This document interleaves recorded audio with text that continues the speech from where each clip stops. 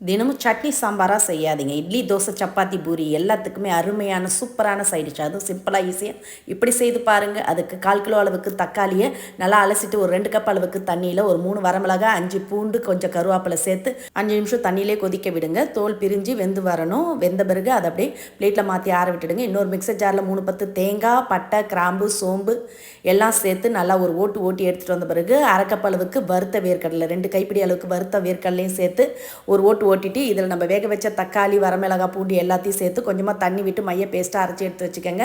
இப்போ தாளிக்கிறதுக்கு மண் சட்டியில் 2 டேபிள் ஸ்பூன் எண்ணெய் ஊற்றி சூடானதும் 1/2 டீஸ்பூன் சோம்பு, 1/2 டீஸ்பூன் கடுகு சேர்த்து நல்லா பொரிஞ்சதும் கருவேப்பிலை, ஒரு பெரிய சைஸ் வெங்காயத்தை பொடியாக கட் பண்ணி சேர்த்து நல்லா வதக்கிக்கங்க. கூடவே இஞ்சி பூண்டு சேர்த்து வதங்கின பிறகு 3/4 டீஸ்பூன் மிளகாய் தூள், 1/2 டீஸ்பூன் கரம் மசாலா பொடி, 1/4 டீஸ்பூன் மஞ்சத்தூள், உப்பு தேவையான அளவு சேர்த்து நல்லா கலந்துட்டு 1/2 கப் அளவு தண்ணீர் ஊற்றி நல்லா கொதிச்சு எண்ணெய் பிரிஞ்சு வந்ததும் இதோட நம்ம அரைச்சி எடுத்த தேங்காய், தக்காளி விழுத சேர்த்து மிக்சர் ஜாரில் ஒரு